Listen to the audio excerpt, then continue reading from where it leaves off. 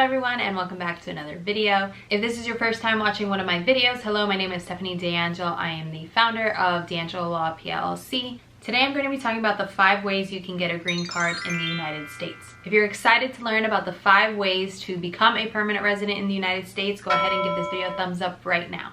Okay, let's get started. Now, there's a difference between immigrant visas and non-immigrant visas. Immigrant visas are what grant you permanent residency. They are what give you a green card in the United States. Non-immigrant visas are temporary visas. They can be temporary visas for visiting. They can be temporary visas for working in the United States for a period of time.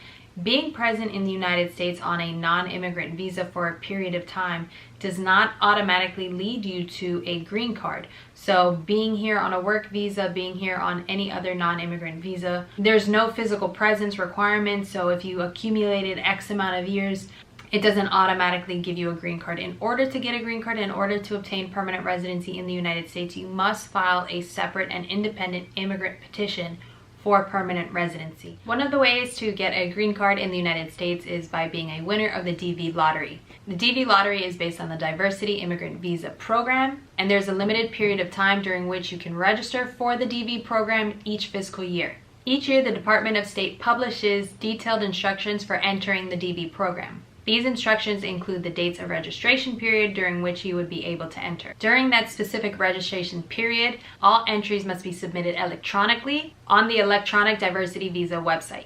Also, the law only allows 1 entry per person during each registration period. And each year, the Department of State randomly selects the diversity visa applicants based on allocation of available visas in each region and country. The next way you can obtain a green card in the United States is if you apply for asylum.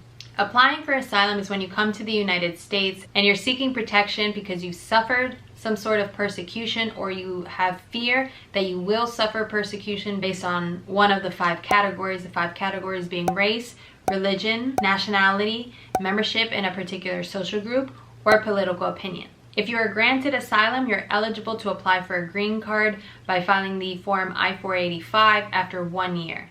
The next way that you can get a green card is through a familial relationship with a U.S. citizen or a lawful permanent resident. These are the categories in which an applicant could obtain a green card through their relationship with a U.S. citizen. Spouse, parent, or unmarried child under the age of 21.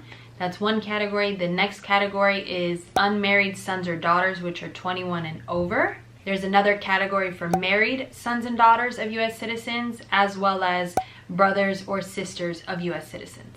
With respect to lawful permanent residents, the relationships that would qualify for a green card would be spouses and unmarried children under the age of 21, and another category would be unmarried son or daughter, 21 and over.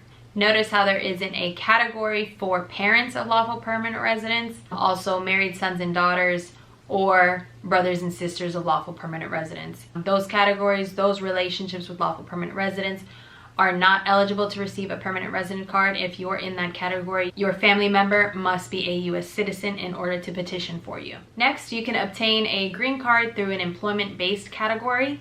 This is by having an employer sponsor your permanent residency, or in certain cases, you're able to self-petition for your own green card. With respect to employment-based preference categories, your eligibility for permanent residency is based on your current employment, your employment experience, your area of expertise in a given field, your resume, things like that. The first preference is EB1. These are for priority workers. You can have extraordinary ability, you can have outstanding researchers or professors, and you can have multinational managers or executives fall into this first preference. The second preference would be advanced degree professionals, master's degrees, PhDs, law degrees, things like that. So advanced degree professionals. Also, the category includes aliens of exceptional ability. So it's not quite extraordinary, but exceptional. And obviously there are different requirements for that, as well as those applicants that are filing for national interest waivers. That falls into EB2. EB3 is for skilled workers, and EB4 is for certain special immigrants. The 5th way that you can obtain a green card is through the EB5 Investor program. Under the EB5 program, investors, their spouses, and their unmarried children under the age of 21 are eligible to get a green card if they make the necessary investment into a commercial enterprise, a new commercial enterprise in the United States, and that investment either creates or preserves 10 full-time jobs.